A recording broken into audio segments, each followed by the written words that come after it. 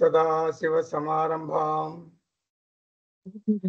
शङ्कराचार्यमध्यमाम् अस्मदाचार्यपर्यन्तां वन्दे गुरुपरम्परां।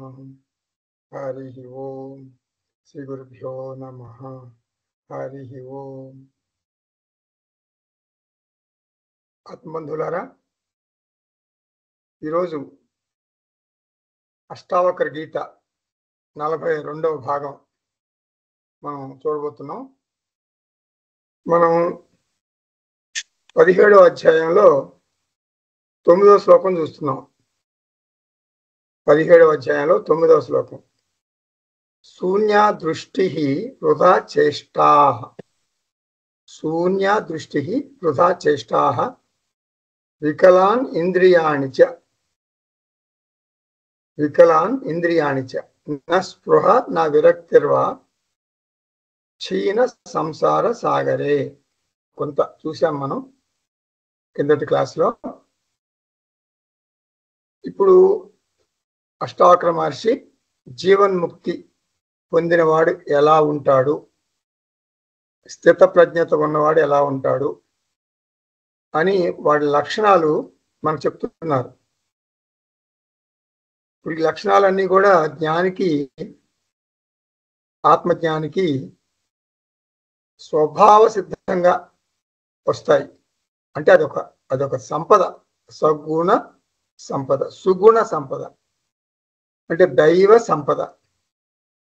లోకం మెప్పు కోసం చేసే పనులు కాదు.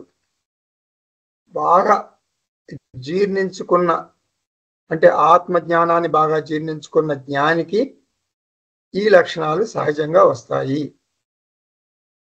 అయితే మనకెందుకు చెబుతున్నారు అష్టావక్ర మహర్షి ఈ లక్షణాలు అంటే, అవి మనకు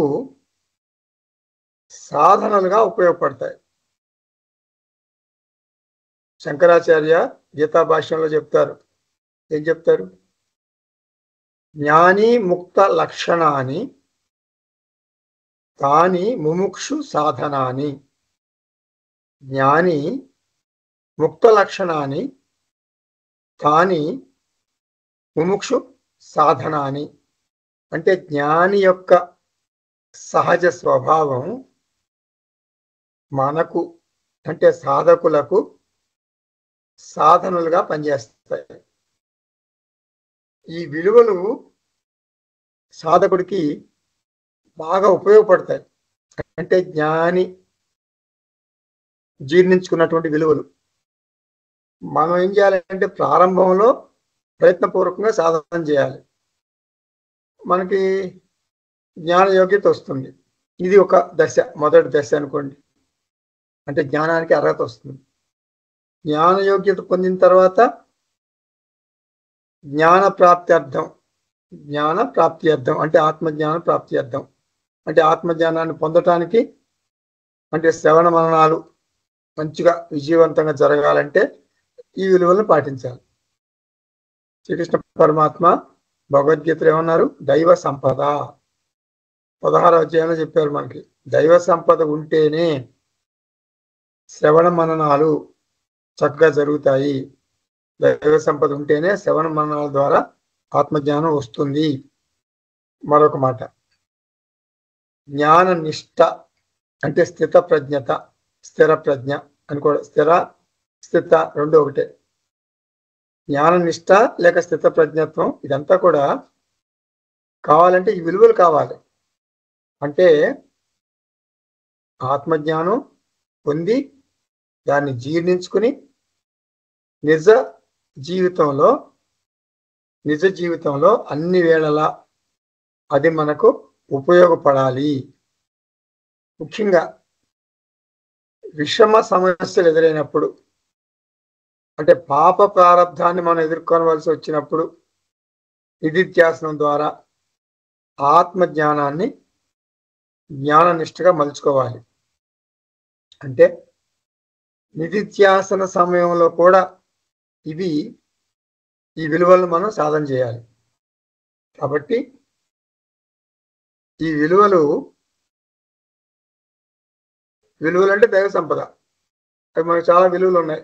అవన్నీ పాటించాడు జ్ఞాని. పాటించబట్టే ఆత్మజ్ఞానం వచ్చింది.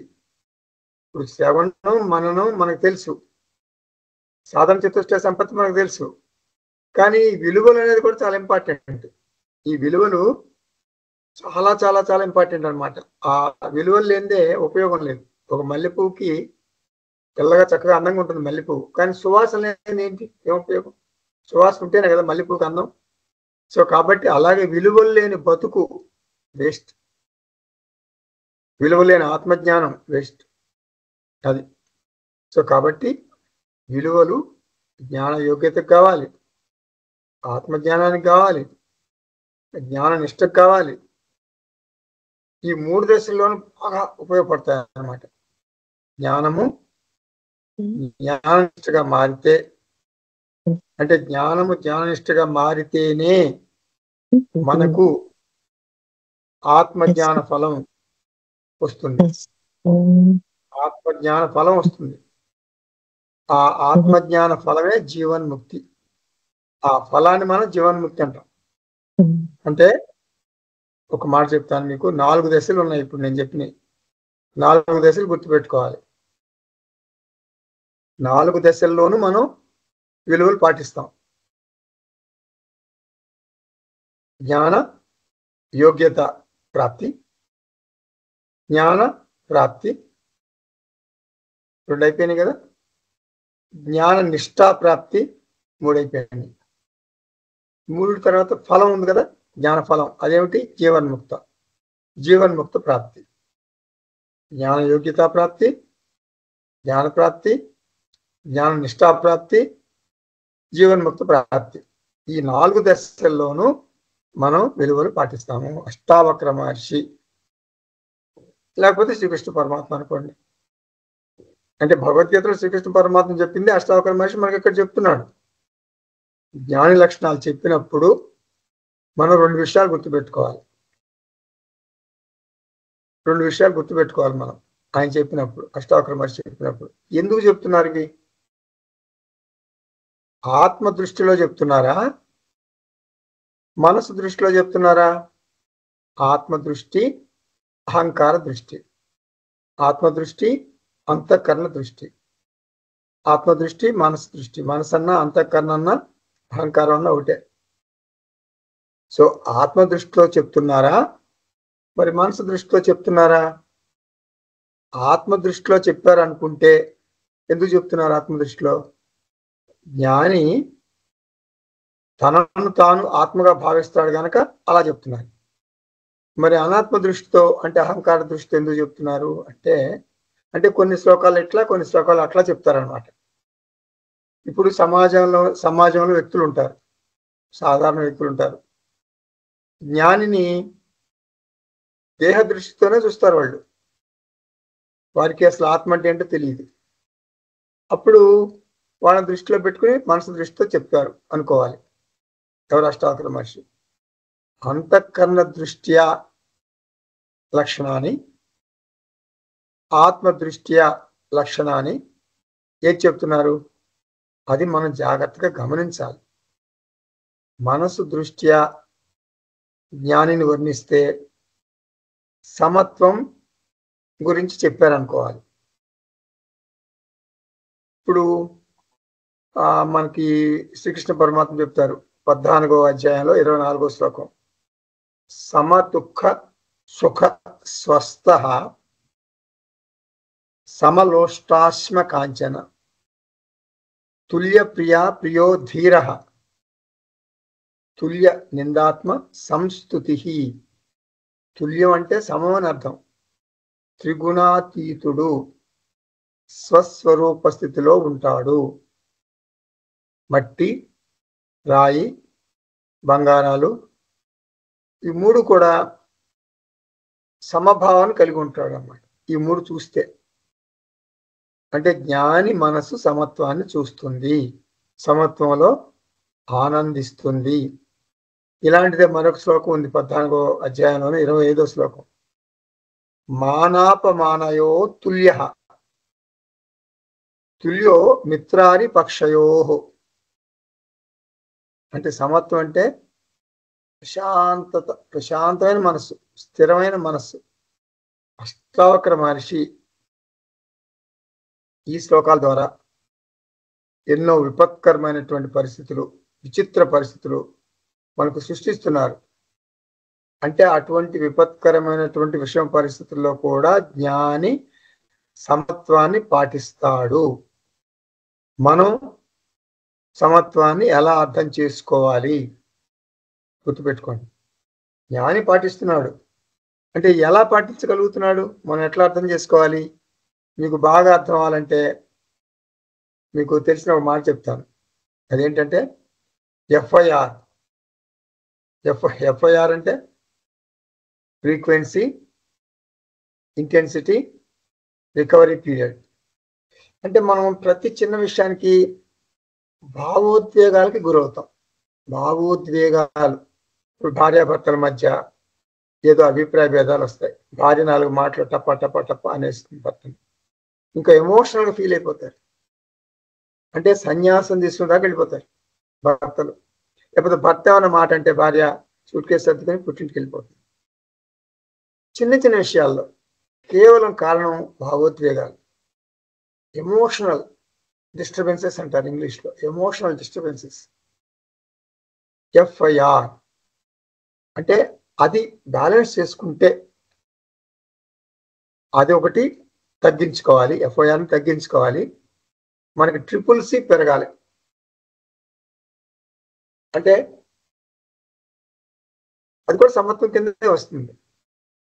కాన్ఫిడెన్స్, చీర్ఫుల్నెస్, మరి కామ్నెస్, మరి కరేజియస్ మైండ్. అంటే మైండ్ డిస్టర్బ్ అవ్వకూడదు అనమాట. ఎఫ్ఐఆర్ తక్కువ ఉండాలి, CCC ఎక్కువ ఉండాలి. అంటే మనం ప్రయత్నపూర్వకంగా చేసుకోవాలి. జ్ఞానికి అట్లా అవసరం లేదు. జ్ఞాని ఆటోమేటిక్గా అవన్నీ చేయించేశాడు. జ్ఞానికి ఎప్పుడు ఎఫ్ఐఆర్ తక్కువే ఉంటుంది, CCC ఎక్కువే ఉంటుంది. ఇది సమత్వం అంటే. ఎఫ్ అంటే ఫ్రీక్వెన్సీ ఆఫ్ ఎమోషనల్ డిస్టర్బెన్సెస్.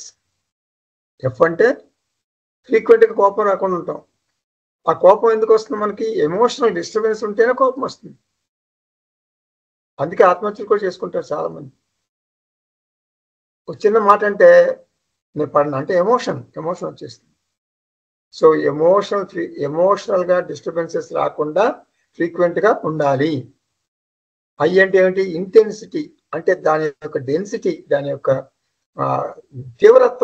తీవ్రంగా ఉండకూడదు అనమాట. Intensity of emotional disturbances. ఆ తర్వాత ఎఫ్ఐఆర్. ఆర్ అంటే recovery period after the emotional disturbance. Emotional disturbance వచ్చిన తర్వాత చాలా పీరియడ్ ఉంటుంది కొంతమందికి. 1 వారం, 10 రోజులు, నెల రోజులు, సంవత్సరం. అసలు మీ ఇంటికి రాను, మీ ఇంట్లో అడుగు పెట్టను, మీ ఇంట్లో పెళ్ళైనా ఏమైనా సరే నేను రాను, ఇంకా రామ్ అనేస్తారు.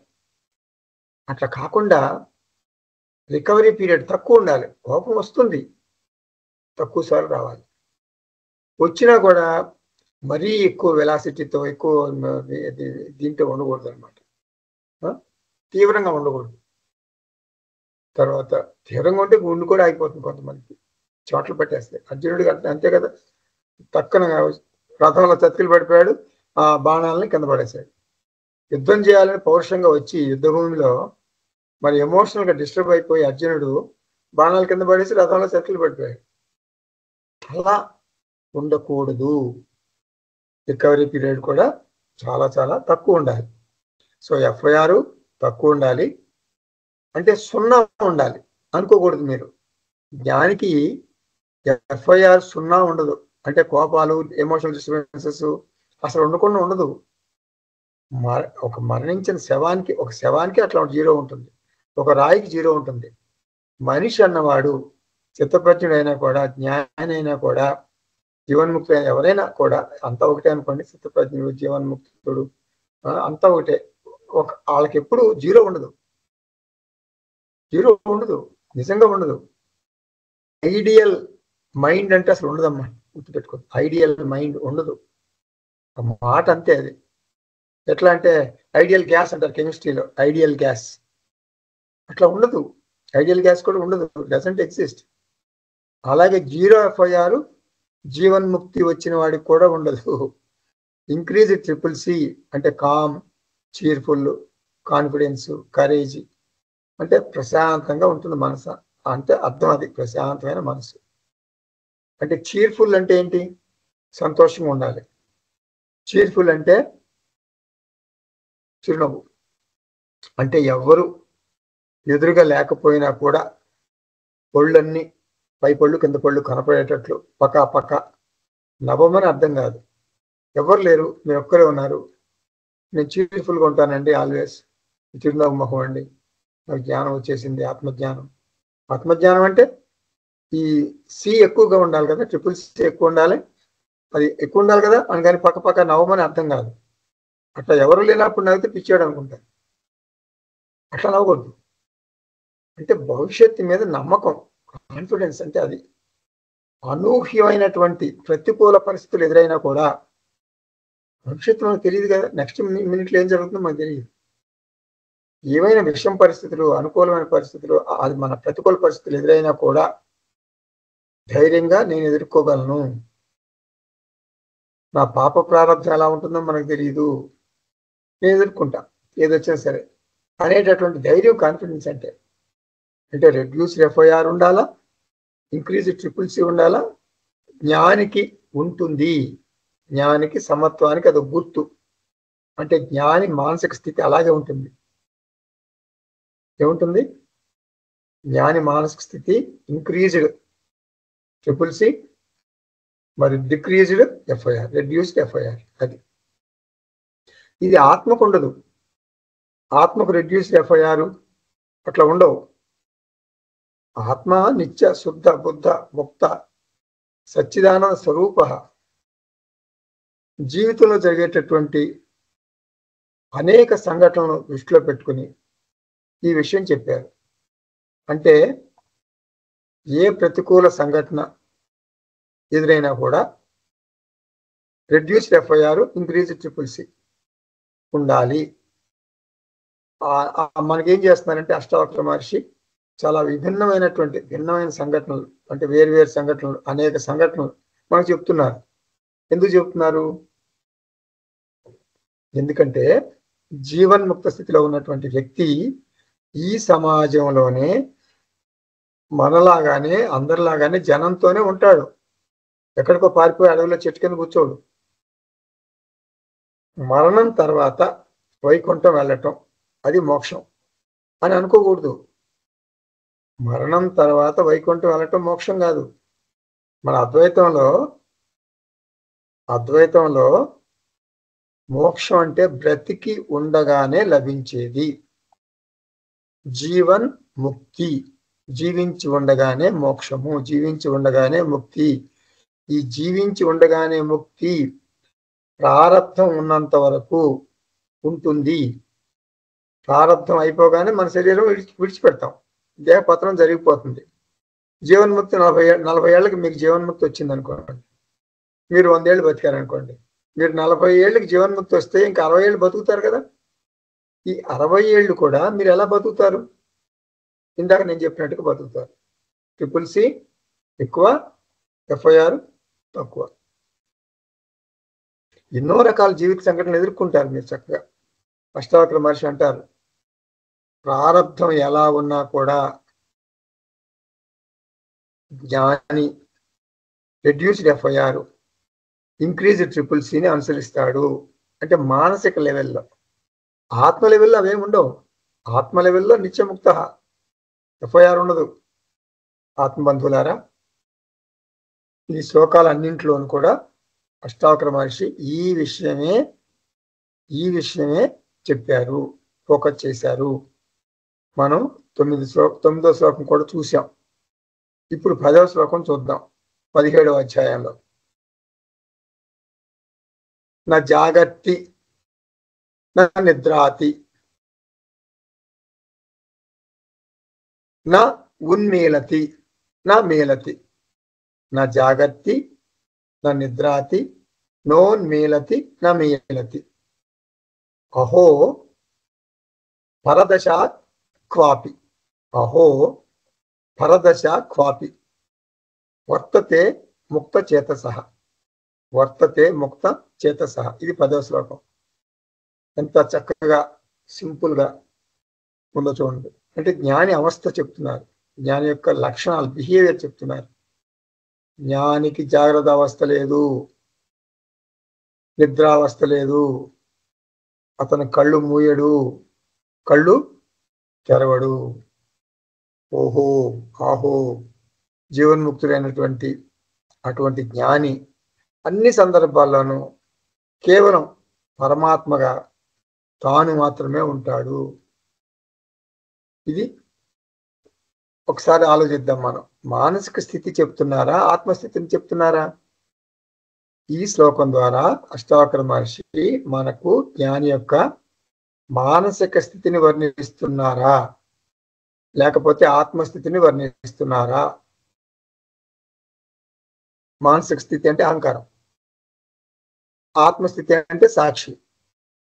అహంకార దృష్ట్యా జీవన్ముక్త స్థితిని వర్ణించాడా, సాక్షి దృష్ట్యా జీవన్ముక్త స్థితిని వర్ణించాడా? జ్ఞాని మేల్కొని ఉండడు అంటే నా జాగర్తి, జ్ఞాని నిద్రపోడు అంటే నా నిద్రాతి. ఇది ఎట్లా సాధ్యం? ఇది నమ్మశక్యం కాదు కదా, కుదరదు కదా. ఇట్లా జ్ఞాని కూడా మనిషే కదా. అంటే జ్ఞాని ఎప్పుడు స్వప్నావస్థలో ఉంటాడని అర్థం. జాగ్రత్త స్థితి ఉండదు, నిద్ర స్థితి ఉండదు, అంటే ఎప్పుడు స్వప్నావస్థలో ఉంటాడు, సుషుప్తి ఉండదు అనమాట జ్ఞానికి. సో ఇలా మనకి కొంచెం గందరగోళంగా ఉంది శ్లోకం. లేకపోతే సమాధిలో ఉంటాడా, అన్ని 24/7 సమాధిలో ఉంటాడా? ఇది కూడా సాధ్యం కాదు కదా. కాబట్టి ఈ శ్లోకం మనస్సు దృష్ట్యా రాయలేదని తెలుస్తుంది. మనస్సు మేలుకునే స్థితి, నిద్రాస్థితి ఈ రెండు లేకుండా ఉండదు. నా ఉన్మీలతి అంటే కనురెప్పలు తెరవడు, నా మీలతి కనురెప్పలు మూయడు. ఇది కూడా సాధ్యం కాదు కదా. కాబట్టి ఆత్మ దృష్టితోనే మనం ఈ శ్లోకాన్ని చూడాలి. మనకి కఠోపనిషత్తులో ఒక మంత్రం గుర్తొస్తుంది ఇక్కడ, మీ అందరికి తెలుసు అది. ఏంటది?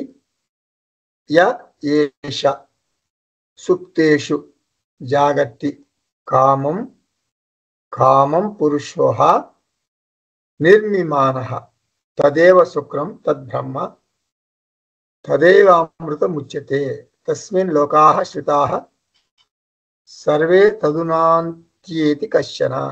తాత్పర్యం ఏమిటి దీనికి? కఠోపనిషత్తులో ఈ మంత్రానికి ఏది అన్ని పడుకున్నప్పుడు మేల్కొని ఉంటుందో, అన్ని పడుకుంటే అది మాత్రం మేల్కొని ఉంటుంది. ఏది స్వప్నంలో తనకు నచ్చినట్లుగా ప్రపంచాన్ని సృష్టిస్తుందో అది సాక్షి చైతన్యం, ఆత్మ.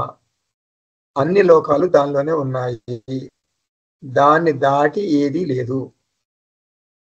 మనస్సు యొక్క 3 అవస్థల్ని జ్ఞాని అర్థం చేసుకుంటాడు. మనస్సు పూర్ణ వికాస, ఇది జాగ్రత్త అవస్థ. మనస్సు అర్ధ వికాస, ఇది స్వప్నావస్థ. అసలు మనసు లేదు, శూన్యం, ఇది సుషుప్త అవస్థ. ఇప్పుడు ఈ 3 అవస్థలు కూడా మనసు చేసేదే, మనసు అవస్థలే ఇవి కూడా. మరి ఆత్మ సంగతి ఏమిటి? ఆత్మ అవస్థాత్రయవాన్ కాదు, ఆత్మ అవస్థాత్రయ సాక్షి. జాగ్రత్త అవస్థలో మనసును ప్రకాశింపచేస్తుంది, స్వప్నావస్థలో ప్రకాశింపచేస్తుంది, సుషుప్తిలో కూడా అంటే శూన్య మనసును కూడా, నిద్రాణ మనసును కూడా ప్రకాశింపచేస్తుంది. మరి ఇక్కడ ఈ శ్లోకం వర్ణన ఏమిటంటే అవస్థాత్రయ సాక్షి ఆత్మ. అందుకే అష్టావక్ర మహర్షి ఏమంటున్నారు? జ్ఞాని అనగా ఆత్మ నా జాగర్తి మెలకుగా ఉండదు, నా నిద్రాతి నిద్రపోదు, నా ఉన్మీలతి కనురెప్పలు తెరవదు, నా మీలతి కనురెప్పలు మూయదు. ఈ స్థితిని పరదశ అంటారు.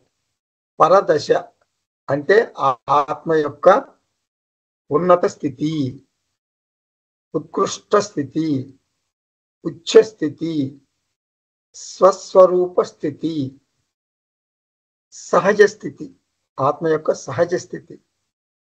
పర అంటే ఉత్కృష్ట, దశ అంటే సహజ అని అర్థం. జ్ఞాని ఈ పరదశ స్థితిలో ఎప్పుడు ఉంటాడు, ఆల్ ఉంటాడు అనమాట. ఈ స్థితిని కొంతమంది ఏమంటారంటే సహజ సమాధి స్థితి అని కూడా అంటారు. అంటే పతంజలి సంబంధించినటువంటి సమాధి స్థితి కాదు ఇది, ఇది ఆత్మస్థితి. ఆహో అంటే ఆశ్చర్యంగా ఉందన్నమాట. ఈ ఉచ్చస్థితి ఆత్మస్థితి చాలా ఆశ్చర్యంగా ఉంటుంది. ముక్త చేతసః వర్తతే. ముక్త చేతాః అంటే మనసు లేని వ్యక్తి. ముక్త చేతాః అంటే మనసు లేని వ్యక్తి. అంటే ఇది జ్ఞాని నిరంతరం అనుభవించేటటువంటి స్థితి. అంటే నేను నా మనసుతో తాదాత్మ్యం చెందితే, అంటే అజ్ఞానులందరూ అట్లాగే తాదాత్మ్యం చెందుతారు. మనసుతో తాదాత్మ్యం చెందితే ఏదో ఒక స్థితి ఉంటుంది. ఈ దశలు దాటి నేను వెళ్ళలేను, ఏదో ఒక స్థితిలో ఉంటాను నేను. అట్లా కాకుండా ఒక్కసారి నాకు ఆ విషయం తెలిస్తే, అహం మనసః సాక్షి అనే విషయం తెలిస్తే, మళ్ళీ ఇక్కడ రెండు పట్టుకోండి. అనాత్మస్థితి ఉంది, ఆత్మస్థితి ఉంది. నువ్వు ఒక్కసారి నీ మనసుని అడిగి చూడు అంటుంటారు కొంతమంది మంది. నీ మనసుని అడిగి చూడు, నీకే తెలుస్తుంది నిజమేమిటో, నేను చెప్పను, నువ్వు చూసుకో అంటారు. అంటే అది కాన్షియన్స్ అనమాట, కాన్షియస్నెస్ కాదు. కాన్షియస్నెస్ చూసేదే ఉండదు. మనస్సాక్షి, నీ మనస్సాక్షి, నీ మనస్సాక్షికి తెలుసు నువ్వేమన్నావో, నువ్వేం చేసావో, నువ్వు ఎంత తప్పు చేసావో ఒకసారి నీ మనసు చూసుకో. మనస్సాక్షి నీకు నువ్వే తెలుసుకో అంటుంటాం సాధారణంగా. అది కాన్షియన్స్, ఇంగ్లీష్లో కాన్షియన్స్ అంటే మనస్సాక్షి. అది అనాత్మకు సంబంధించిన విషయం. కాన్షియస్నెస్ అంటే ఆత్మ. కాన్షియన్స్ అంటే మనస్సాక్షి. తెలుగులో మనస్సాక్షి అంటాం, కాన్షియన్స్. కాన్షియస్నెస్ అంటే అది కూడా మనస్సాక్షి అని అంటారు, సంస్కృతంలో అంటారు దాన్ని. సంస్కృతంలో మనస్సాక్షి అంటే కాన్షియస్నెస్, తెలుగులో మనస్సాక్షి అంటే కాన్షియన్స్. అటువంటి జ్ఞాని మనకు చాలా అరుదుగా లభిస్తాడు, చాలా అరుదుగా, రేర్ అనమాట అంటున్నారు అష్టావక్ర మహర్షి. ఇప్పుడు 11వ శ్లోకం చూద్దాం. సర్వత్ర దృశ్యతే స్వస్థః. సర్వత్ర దృశ్యతే స్వస్థః. సర్వత్ర విమలాశయః. సర్వత్ర విమలాశయః. సమస్త వాసనా ముక్తః. ముక్త సర్వత్ర రాజతే.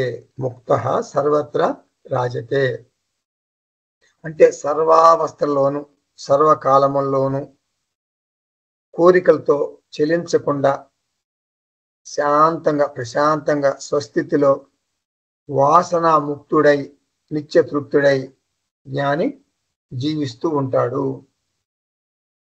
ఇప్పుడు 10వ శ్లోకంలో ఆత్మవర్ణనం జరిగింది. ఈ శ్లోకంలో కూడా, అంటే ఈ 11వ శ్లోకంలో కూడా ఆత్మ మనస్సు ఈ రెండు కోణాల్లో వర్ణన జరుగుతుంది. సర్వత్ర దృశ్యతే స్వస్థః. ఇక్కడ స్వ అంటే స్వరూపం అని అర్థం. స్వరూపం అంటే ఆత్మ.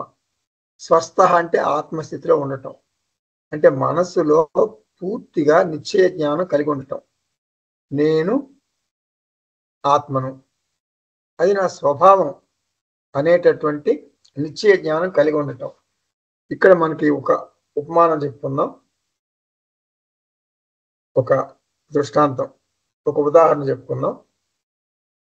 గొల్ల భామలు పల్లెటూళ్ళలో నెత్తి మీద పాలకొండను పెట్టుకుని చకచక నడుస్తుంటారు. కొంతమంది ఒక పాలకొండ నెత్తి మీద పెట్టుకుని డ్యాన్స్ చేస్తారు కూడా. మనం డ్యాన్స్ చూస్తాం కదా, డ్యాన్సుల్లో పాలకొండ ఏదైనా లేకపోతే ఒక కొండ నెత్తి మీద పెట్టుకుంటారు, డ్యాన్స్ చేస్తుంటారు. కానీ కొండ మాత్రం పడదు, అలాగే ఉంటుంది.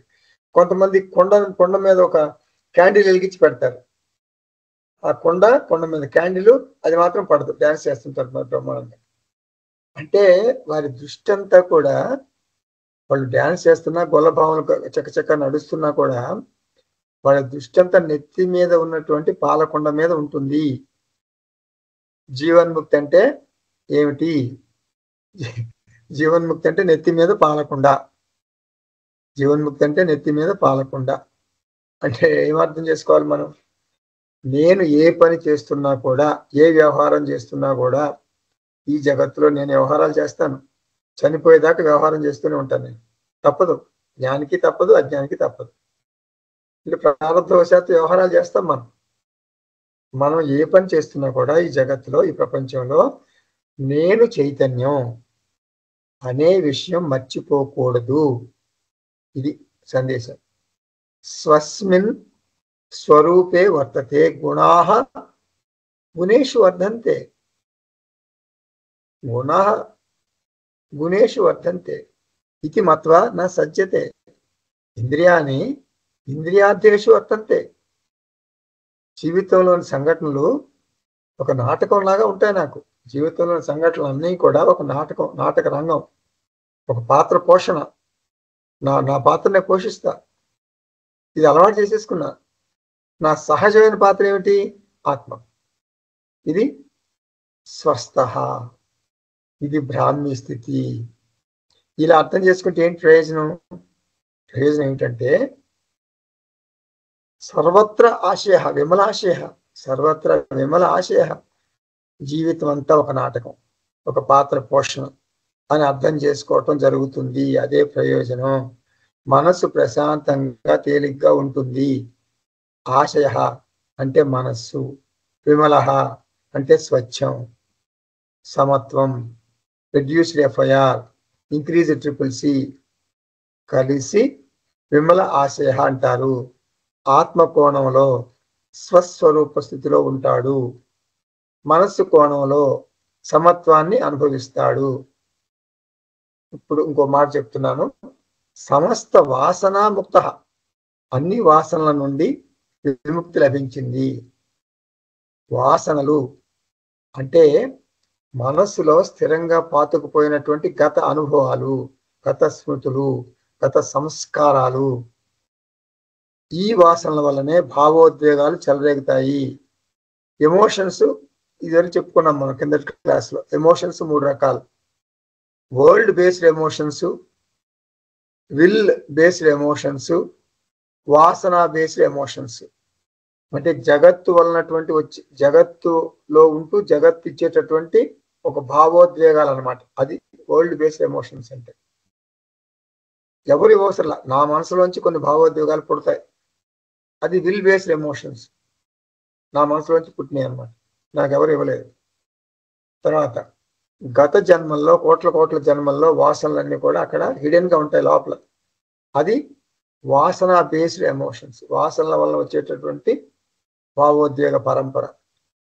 ఇప్పుడు ఒక్కోసారి మార్నింగ్ నిద్రలేస్తాం, అసలు ఇంకా మనం డైలీ రొటీన్ స్టార్ట్ చేయం, బెడ్ మీదే ఉంటాం. కానీ బెడ్ మీద ఉన్నప్పుడే మనసంతా ఒక ఉద్వేగానికి లోనవుతుంది.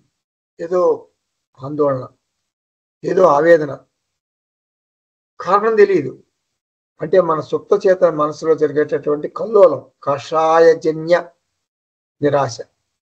అంత వాసనలు. ఈ వాసనలన్నీ ఈ జన్మలోని కాదు, గత కొన్ని వేల కోట్ల జన్మల్లోని కూడా కావచ్చు. కానీ ఇప్పుడు ఏమంటున్నాం మనకి ఈ శ్లోకంలో? జ్ఞాని సమస్త వాసన ముక్త, వాసనారహితంగా ఉంటాడు. సాధ్యమా మనసుకిది? చెప్పండి, మనసుకు సాధ్యమా? అన్ని వాసనల నుండి విముక్తి పొందగలదా మనసు? నిజం చెప్పాలంటే ఏ మనసుకి ఇది సాధ్యం కాదు. ఏ జన్మలెత్తినా కూడా వాసనాక్షయం సాధ్యం కాదు. ఏంటి కారణం? వాసనలు అనాది కాల ప్రవృత్త, కోట్ల జన్మల నుండి పోగుపడి ఉంటాయి. సంచిత కర్మ అనంతం, సంచిత వాసనలు కూడా అనంతంగా ఉంటాయి.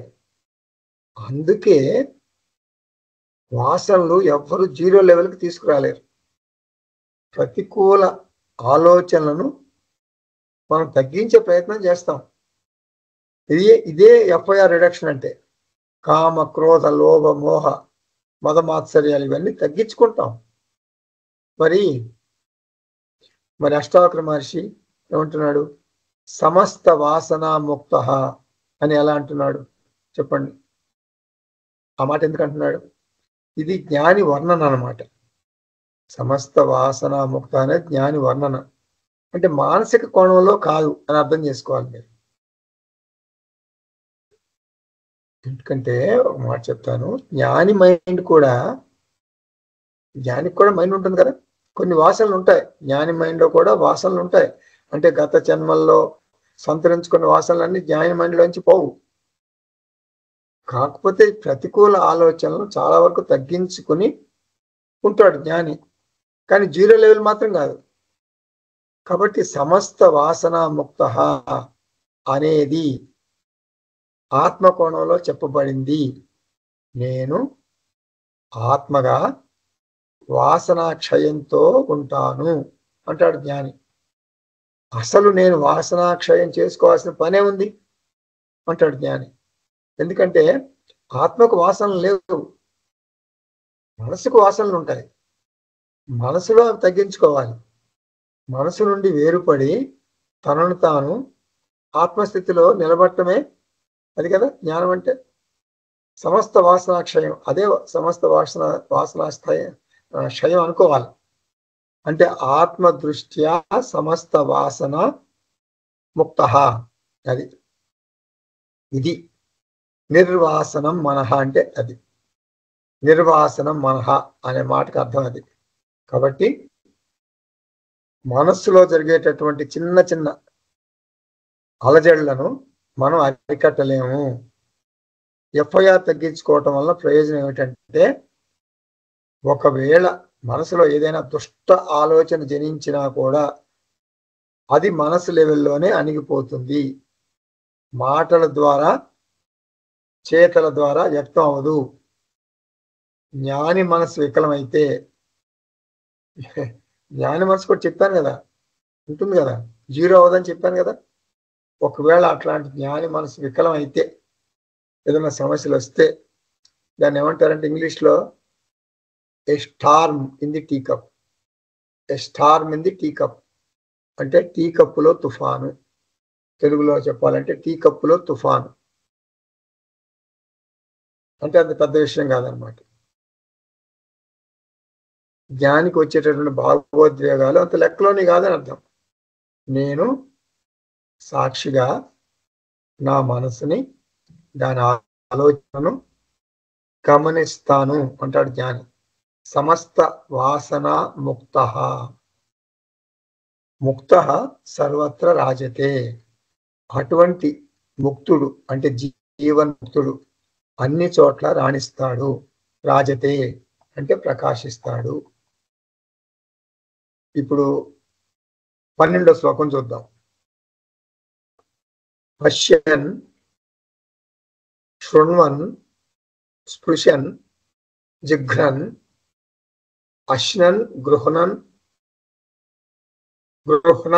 అన్నాన్ని గృహ్ణన్ అంటారు. వదన్ వ్రజన్ ఈహిత నిహితైర్ ముక్తః. ఈహిత నిహితైర్ ముక్తః. ముక్త ఏవ మహాశయః. ఇది 12వ శ్లోకం. ఇది భగవద్గీతలో ఉన్నట్టే ఇంచుమించు. చూస్తాం, వింటాం, స్పృశిస్తాం, వాసన చూస్తాం, తింటాం, మరి అన్ని ఆమోదిస్తాం, మాట్లాడతాం, నడుస్తాం. ఈ పనులన్నీ చేస్తున్నా కూడా మనకి క్రోధం ఉండదు, మోహం ఉండదు. నిశ్చలంగా స్వతంత్రంగా నిత్యముక్తుడై జీవిస్తాడు. ఎవరు? జ్ఞాని, మహాశయుడైన జ్ఞాని. అంటే ఏంటంటే ప్రారంధం ఉన్నంత వరకు జ్ఞాని ఈ ప్రపంచంలో వ్యవహారం చేస్తాడు. అంటే అతను ఉన్న ఆశ్రమాన్ని బట్టి వ్యవహారం చేస్తాడు. అతని జీవన విధానం ఉంటుంది. ఆశ్రమం ముఖ్యం కాదు. జ్ఞాని సన్యాసి అయి ఉండాలని ఎక్కడ సిద్ధాంతం లేదు. అష్టావక్ర మహర్షి అలా తీర్మానం ఏం చేయలేదు. అంటే బాహ్య సన్యాసం ముఖ్యం కాదు. బాహ్య సన్యాసం తీసుకోవాల్సిన పని లేదు. క్లాప్స్ రిజెక్షన్ అంటారు. క్లాస్ రిజెక్షన్ మనం చాలాసార్లు చెప్పుకున్నాం. క్లాస్ రిజెక్షన్ CLASP మన పరమార్థానంద స్వామి మనకు తేలిగ్గా వేదాంతం అర్థం అవటానికి ఇటువంటి మాటలు ఖాయం చేస్తారు. క్లాస్ రిజెక్షన్ CL ఒక అక్షరం, అది CL. ASP అది CL అంటే క్లెయిమింగ్ ఎవ్రీథింగ్ యాజ్ మైన్.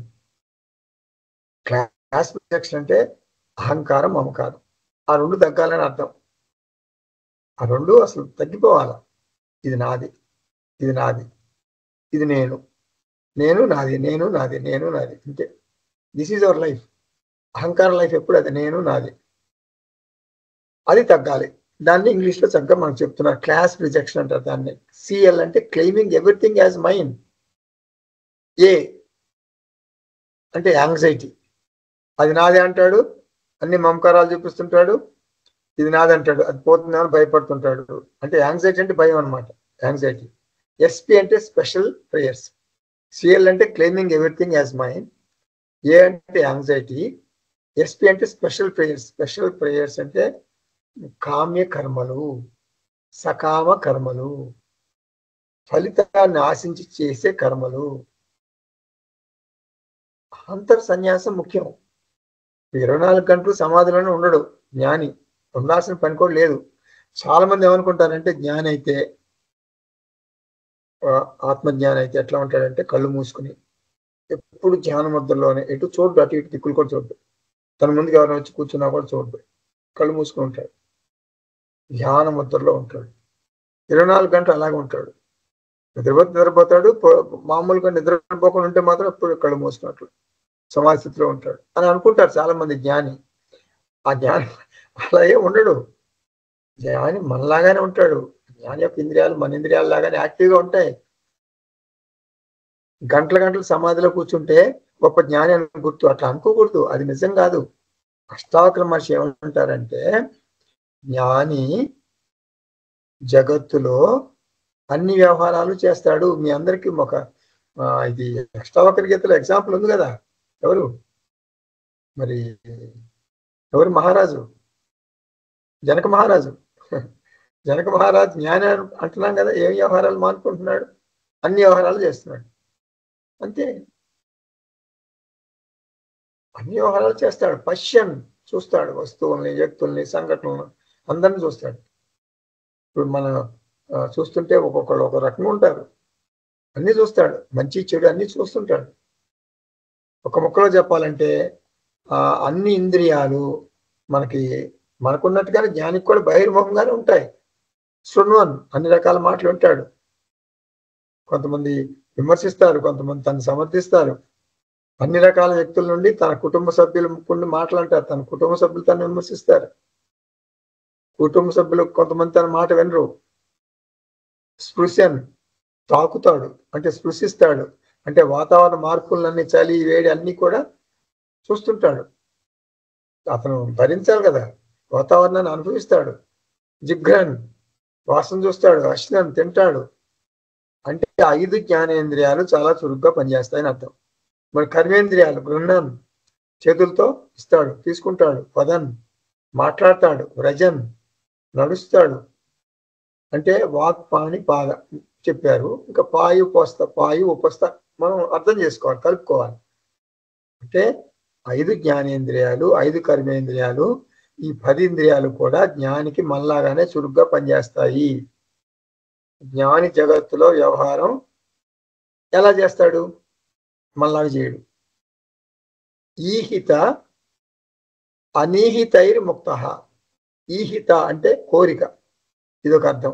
ఈహిత, అనీహిత అంటే రాగద్వేషాలు లేకుండా చేస్తాడనమాట వ్యవహారం. అంటే మనస్సు మనకేం చేస్తుందంటే, మనస్సు జగత్తుని మనకి సాధారణంగా మనం ఏం చేస్తాం, రాగద్వేషాలు కళ్ళజోడుతోనే చూస్తాం. మన కొడుకుని ఒక రకంగా చూస్తాం, పక్కింటి వాళ్ళు కొడుకుంటే వాడిని ఒక రకంగా చూస్తాం. రాగం ద్వేషం, రాగం ద్వేషం. ఆ కళ్ళజోడు పెట్టుకోకుండా మనం మన జగత్తుని చూడం. నాకు ఇది కావాలి, నాకు ఇది వద్దు, ఇలాంటి ఇష్టాలు జ్ఞాని ప్రదర్శించాడు. మనకి రెండో దట సాంఖ్యయోగంలో 64వ శ్లోకం ఉంది. ఏంటది? రాగద్వేష వియుక్తై తు విషయాన్ ఇంద్రియై చరణ్ ఆత్మవశ్యై విధేయాత్మ ప్రసాదం అధిగచ్చతి.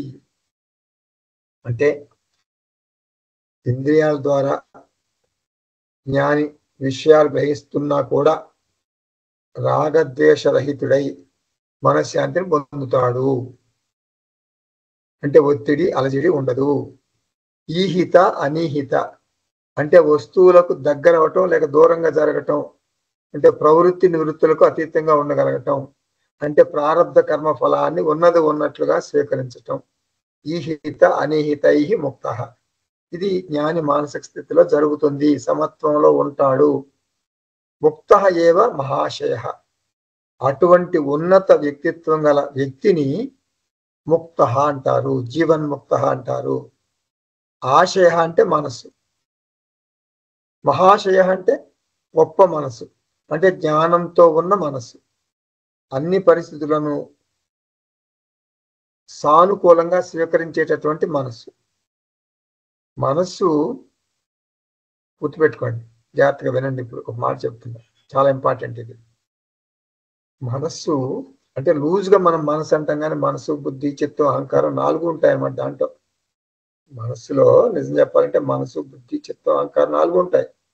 ఏది డామినేట్ చేస్తే దాని ప్రకారం మన లైఫ్ నడుస్తుంది. బుద్ధి చెప్పు చేతల్లో ఉంటుంది మనస్సు.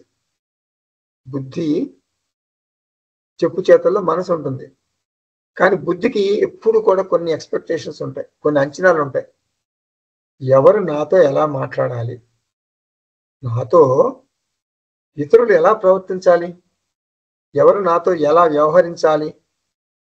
అతను వస్తున్నాడు, నా ముందు కూర్చోకూడదు, అతను కూర్చోకూడదు.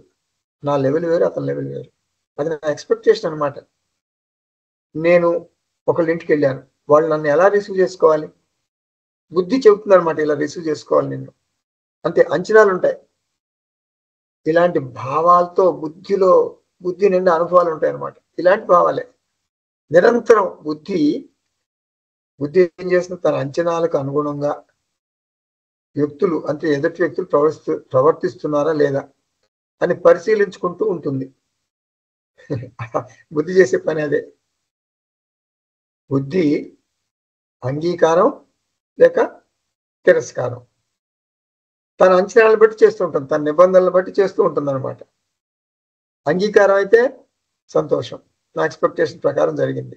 నేను వాళ్ళ ఇంటికి వెళ్ళాను, చక్కగా కూర్చోబెట్టారు, కూర్చో దులిపి మరీ కూర్చోబెట్టారు.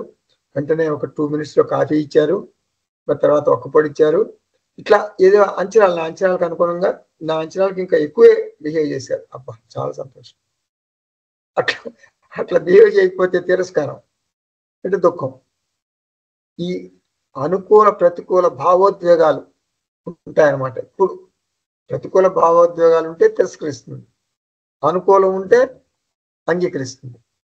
ఇలా ఆత్మబంధులారా, బుద్ధికి దృఢమైనటువంటి, ఖచ్చితమైనటువంటి, స్థిరమైనటువంటి అభిప్రాయాలు ఉంటాయి. అందుకని నిరంతరం మనం రాగద్వేషాలు, కోపతాపాలు, సుఖ దుఃఖాలు మనకి నడుస్తూనే ఉంటాయి. మోక్షం అంటే ఏమిటి? మోక్షము అనగా ఏమి? మోక్షం అంటే నా బుద్ధిలోని, ఎవరికాళ్ళు అనుకోవాలి, నా బుద్ధిలోని ఎక్స్పెక్టేషన్స్ అంటే నిబంధనలకు, అంటే జగత్తు ప్రవర్తనకు పోలిక లేదు. నేను ఎక్స్పెక్ట్ చేస్తా, నన్ను బాగా రిసీవ్ చేసుకుంటారు మీరు అని ఎక్స్పెక్ట్ చేస్తా, మీ ఇంటికి వస్తా. కానీ నన్ను యూ డోంట్ కేర్, అసలు కూర్చుంటాడు, పోతే పోతాడు అన్నట్టు ఉంటారు. నేను ఎక్స్పెక్ట్ చేశాను, ఎక్స్పెక్ట్ చేశాను, అట్లా జరగలేదు అక్కడ. కాబట్టి నా బుద్ధిలో ఎక్స్పెక్టేషన్స్కి, జగత్ ప్రవర్తనకి అప్పుడప్పుడు సంబంధం ఉండదు. అసలు నేను అనుకున్నట్లు జగత్తు ఉండదు, నేను అనుకున్నట్లుగా జగత్తు ఉండదు. బుద్ధిలో నిబంధనలు ఎప్పుడు ఉంటాయి, కానీ జగత్తు ఎప్పుడు అతిక్రమిస్తూనే ఉంటుంది.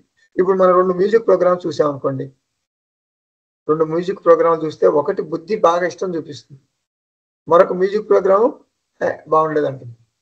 ఇది తప్పదు. బుద్ధికి పరిణితి ఉంటే ఏ సంఘటన తిరస్కరించదు, అన్ని పరిస్థితుల్ని సమంగా ఆస్వాదిస్తుంది, అంగీకరిస్తుంది. అందుకే మనకి మా దయానంద స్వామీజీ అంటారు, ఏమంటారు, an accommodative mind and accommodative mind. Accommodate, అన్నిటి అకామిడేట్ చేయాలి. అంటే ప్రతి అకామిడేటివ్ మైండ్ అంటే ఏంటి? ప్రతి చర్య లేని మనసు.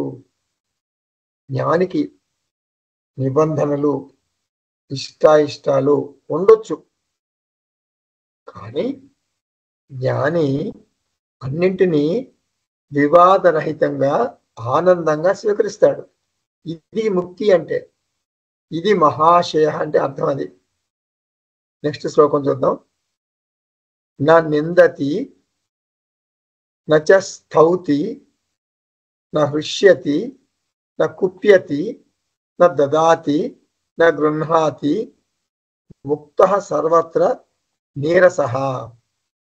జీవన్ముక్తుడైనటువంటి జ్ఞాని ఎవరిని నిందించడు, ఎవరిని స్తుతించడు, ఎవరి మీద కోప్పడ్డు, సంతోషంగా ఉండడు.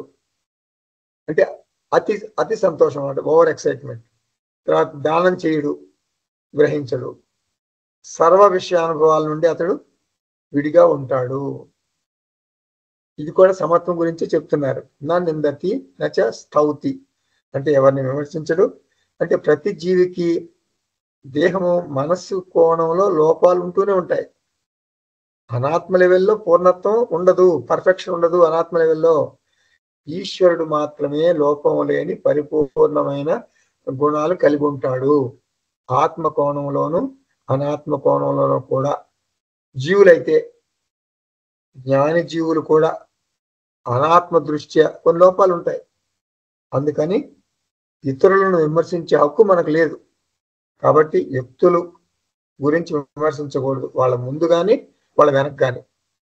విమర్శించడు జ్ఞాని, నిందించడు. ఇప్పుడు నచ్చ స్థౌతి, స్తుతించడు, ఎవరిని కీర్తించడు, ఫ్లాటర్ చేయడం అనమాట. స్తుతి అంటే పొగడ్తలని అర్థం. అంటే ఏ వ్యక్తిలోనైనా కీర్తి ప్రతిష్టలు ఉంటే మెచ్చుకుంటాడు, అది వేరు. మరి భగవద్గీతలో చెప్పారు కదా 10వ అధ్యాయంలో, ఏదైనా విభూతులు ఉంటే మెచ్చుకుంటాడు, అంటే అది ఈశ్వర విభూతి, అది వాడిది కాదు, ఈశ్వర విభూతి. అంతేగాని స్వార్థంతో పొగడ్తలు కురిపించడు. పొగడ్తలు అంటే మళ్ళీ మనకేదో పని ఉంది, వాడిని పొగిడితే మనకి కొంచెం హెల్ప్ చేస్తాడు, అట్లా చేయడం అనమాట. నా పుష్యతి నా కుప్యతి, ఈ కోపం హర్షం ఇటువంటి ప్రదర్శించడు. పనులు అనుకూలంగా ఉన్నా సానుకూలంగా ఉన్నా కూడా నింద చేయడు, దైవ నింద చేయడు. అనుకూలంగా ఉంటే ఓకే, ప్రతికూలంగా ఉంటే ఓకే. నా దదాతి నా గృహ్ణాతి. ఇంతవరకు జ్ఞాని మనసు గురించి చెప్పారు. అంటే నిందతి నా స్తౌతి నా హృష్యతి అని చెప్పారు కదా, అంటే అనాత్మ కోణంలో చెప్పారు. ఇప్పుడు అతను ఎవడు తీసుకోడు అంటున్నారు. ఎవడు తీసుకోడు, మరి భిక్ష తీసుకోవాలి కదా, భిక్ష తీసుకోవాలి కదా. నా దదాతి నా గృహ్ణాతి. ఇది ఎట్లా చెప్పారనుకోవాలి? ఆత్మకోణంలో చెప్పారనుకోవాలి. సర్వ వ్యవహార అతీత అవ్యవహార్య ఆత్మ. అటువంటి ముక్త పురుషుడు సర్వత్ర నీరసంగా ఏడుపు మొఖం వేసుకుని ఉంటాడు అని అర్థం కాదు, గుర్తుపెట్టుకోండి. నీరస అంటే రసహ అంటే రుచి, లేకపోతే రాగద్వేషాలు అనుకోండి. రస అంటే రాగద్వేషాలు, అంటే భావోద్వేగాలతో గట్టిగా పట్టుకోవటం రసహ అంటే. నీరసహ అంటే రాగద్వేషాల నుంచి స్వేచ్ఛ పొందాడు, అంటే భావోద్వేగాల పట్టు నుండి బయటపడ్డాడు, రాగద్వేషాలను జయించాడు, అది అర్థం. తర్వాత ఇప్పుడు మనం జ్ఞాని గురించి కొన్ని శ్లోకాలు వింటుంటాం మనం. అంటే ముఖ్యంగా మన భజగంధంలో సురమందిర తరుమూల నివాస శయ్యాభూతల మజినం వాస సర్వ పరిగ్రహ భోగ త్యాగ కస్య సుఖం నా కరోతి విరాగ. అంటే ఏమిటిది? ఒక చెట్టు కింద కూర్చుంటాడు జ్ఞాని, అది అతని ఇల్లు, అదే అతని నివాసం. భూమి అతనికి పొరుపు, జింక చర్మం అతని వస్త్రం. ఇట్లాంటి మాటలన్నీ కూడా సింబాలిక్ గా చెప్తారు, అంటే ఒక ప్రతీకాత్మకంగా చెప్తారు. అంటే ఏమిటంటే జ్ఞాని జీవన పరిస్థితులు ఎలా ఉన్నా కూడా, అంటే విషమ పరిస్థితుల మధ్య కూడా విమల చిత్తంతో ఉంటాడు. జీవన పరిస్థితులు ఎంత కష్టంగా ఉన్నా కూడా జ్ఞాని ఆనందంగానే ఉంటాడు అని చెప్పడం కోసం. ఇప్పుడు మనకి లైవ్ ఎగ్జాంపుల్ ఎప్పుడు మనం రమణ మహర్షిని పెట్టుకుంటాం. రమణ మహర్షికి మనకి క్యాన్సర్, అదే సర్కోమా అంటారు, చేతికి పెద్ద రాచపుండు పుట్టింది. ఈ ప్రపంచంలో ఉన్నటువంటి మనకు బాధ అంత దాంట్లోనే ఉంటుంది అంత అంత బాధ అంటారు, అంత బాధ పెడుతుందని అంటారు, డాక్టర్లు చెప్తారు. అయితే మరి దాన్ని ఒక ట్రీట్మెంట్ లో దాన్ని ఏం చేస్తారంటే చెడు రక్తాన్ని జలగలు పీల్చుకుంటాయి, జలగలను వదులుతారు అనమాట. అదో పార్ట్ ఆఫ్ ట్రీట్మెంట్. అది కొన్ని జలగలను తెచ్చి ఆ రమణ మహర్షి పుండి మీద వదిలితే ఆ జలగలన్నీ కూడా ఆ రక్తం పీల్చేసినాయి. పీల్చేసి జలగలు అక్కడ ఉన్నాయి, అక్కడ జలగలు పీల్చేసిన తర్వాత అక్కడ ఉంటాయి కదా. అప్పుడు రమణ మహర్షి దాని మీద జోకేస్తారు. అది సహజ సమాధి స్థితిలోకి వెళ్ళిపోయినాయి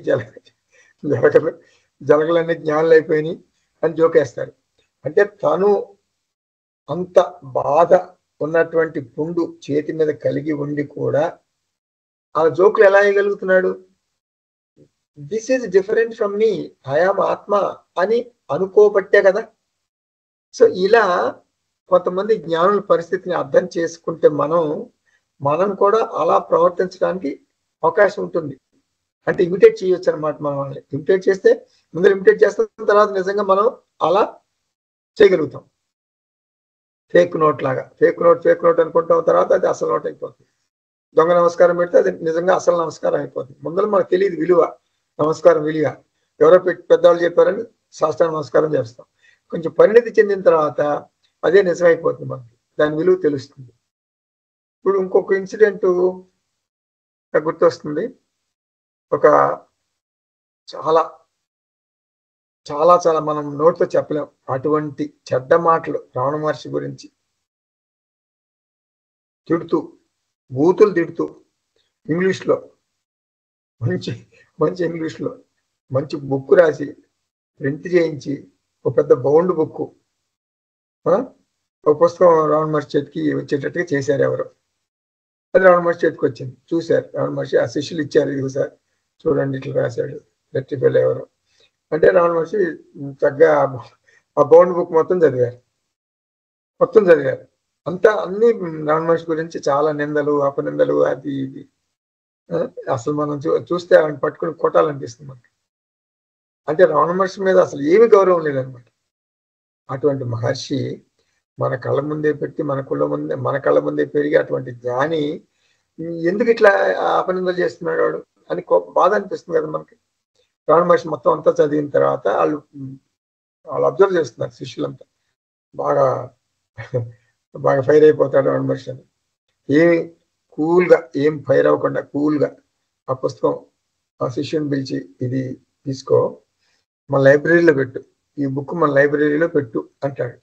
అరే అదేంటి రమణ మహర్షి గారు, మీరు మన లైబ్రరీలో పెట్టమంటున్నారు, అన్ని బూతులు రాశాడు కదా బుక్ అంటే. రమణ మహర్షి ఏమంటాడు, మీ దృష్టిలో నేను భగవాన్, రమణ భగవాన్, అతని దృష్టిలో నేను ఒక బడుద్దాయి. ఈ రెండు కరెక్ట్ కాదు, నేను భగవాన్ని కాదు బడుద్దాయిని కాదు. అందుకే ఇప్పుడు పెట్టండి లైబ్రరీలో, ఏం దానివల్ల నష్టం లేదంటే. ఇది జ్ఞాని స్థాయి. మరి ఆ స్థాయికి మనం ఎదగాలి, ఆ జ్ఞాని స్థాయికి మనం ఎదగాలి. అంటే ఆత్మ జ్ఞానాన్ని జీర్ణించుకుంటే ఆ స్థాయికి మనం ఎదగలం. ఓం తత్సత్, సర్వం శ్రీకృష్ణార్పణమస్తు. ఇప్పుడు ఓం పూర్ణమద పూర్ణమిదం పూర్ణాత్ పూర్ణముదచ్యతే పూర్ణస్య పూర్ణమాదాయ పూర్ణమేవావశిష్యతే. ఓం శాంతి శాంతి శాంతి. హరి ఓం. శ్రీ గురుభ్యో నమః. హరి ఓం.